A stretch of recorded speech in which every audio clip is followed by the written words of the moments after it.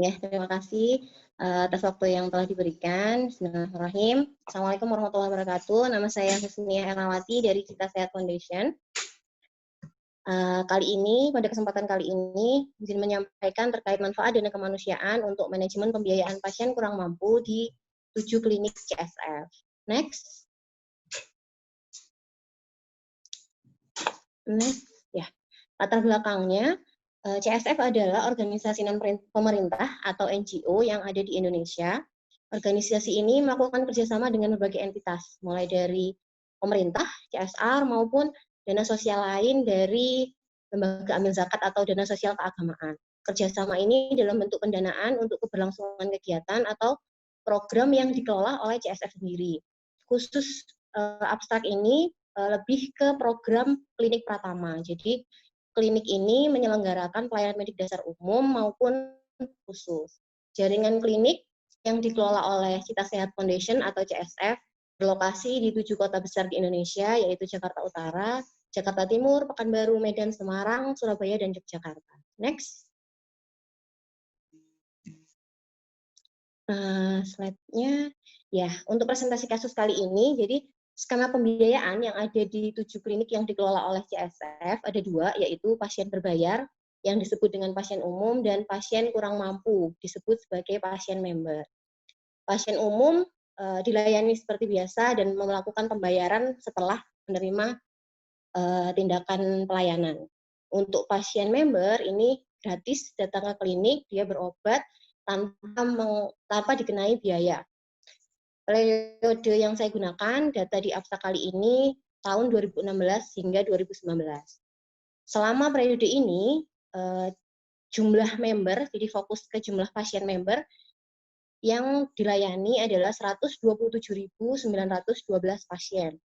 Dengan rincian, layanan kesehatan umum sebanyak 100.616 pasien, kesehatan ibu dan anak atau KIA sebanyak 26.143 pasien, layanan khitan sebanyak 398, layanan kesehatan gigi sebanyak 172 pasien, dan layanan persalinan sebanyak 583 pasien.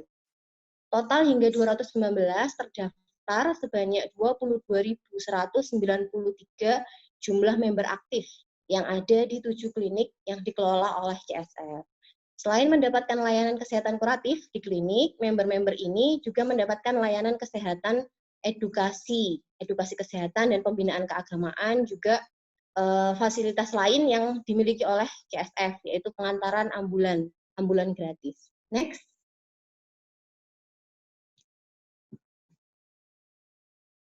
Ya, ini sebarannya. Jadi 7 klinik ini, hampir semua klinik memiliki 2 poli ya, 2 layanan, yaitu poli umum, layanan kesehatan kuratif di bawah tanggung jawab dokter umum, dan poli KIA, kesehatan ibu dan anak yang terdiri dari imunisasi, ANC, PNC, KB, tindik, dan lain-lain. Untuk pelayanan poli gigi sementara hanya ada di kota Surabaya dan Jakarta Utara.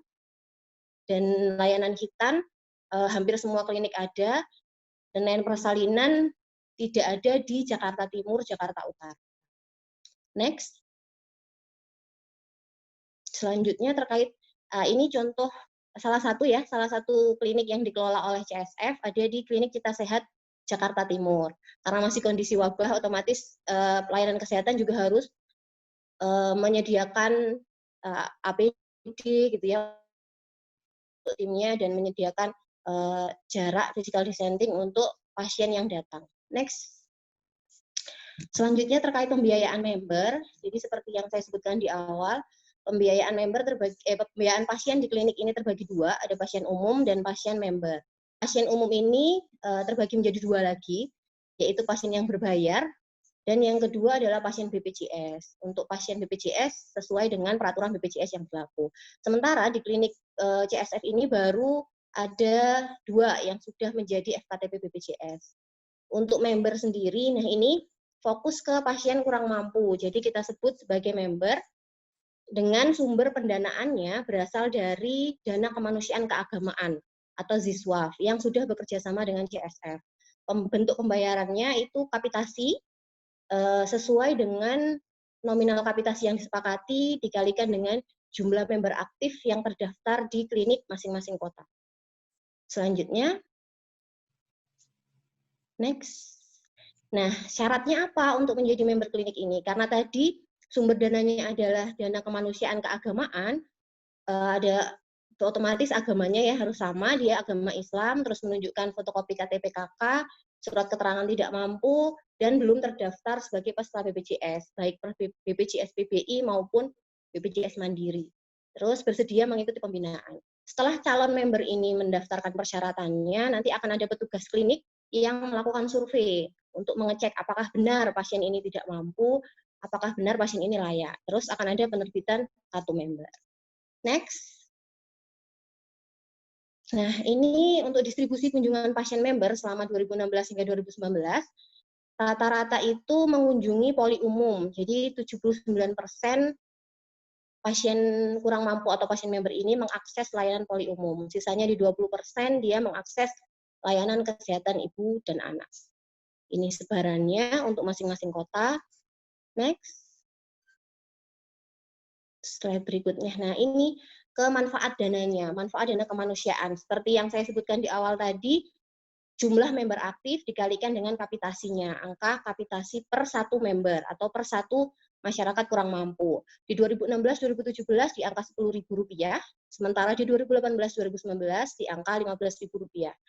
Jadi jika dihitung ketemu angka 13.064.640.000 rupiah. Jadi setiap tahun ada penambahan jumlah member aktif, pertumbuhan 1-2%.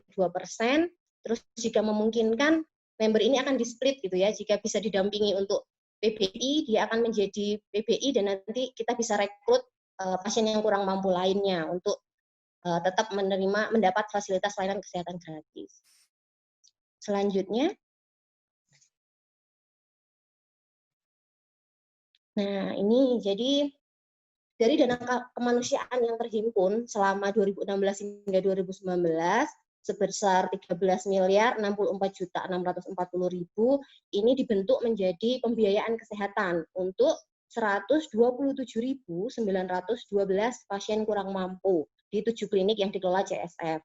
Dengan distribusi layanannya, sebanyak 583 masyarakat kurang mampu mengakses layanan persalinan, 26.143 mengakses layanan kesehatan ibu dan anak, 100.616.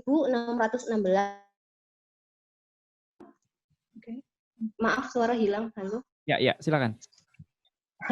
Ya, mohon maaf.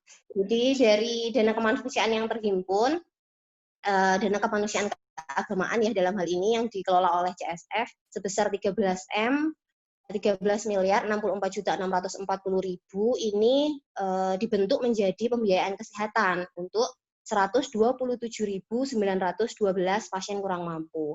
Dengan distribusi layanannya, sebanyak 583 mengakses layanan persalinan atau melahirkan, 26.143 mengakses layanan kesehatan ibu dan anak, 100.616 mengakses kesehatan umum, 398 mengakses layanan hitan untuk anak, dan 172 mengakses layanan kesehatan gigi.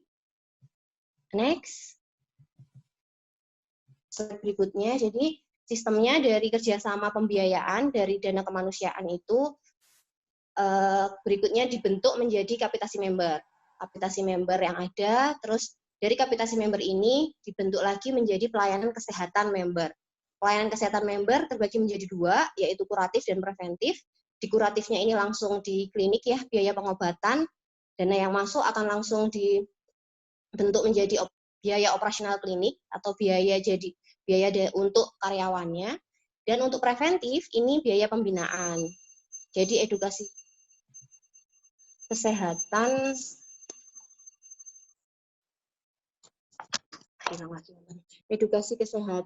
dan pembinaan keagamaan.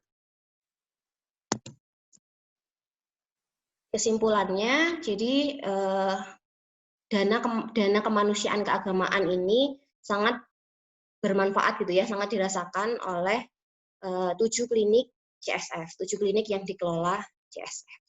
Insya Allah itu yang bisa saya sampaikan.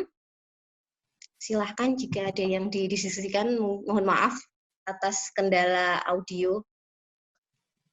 Terima kasih, Dr. Jody.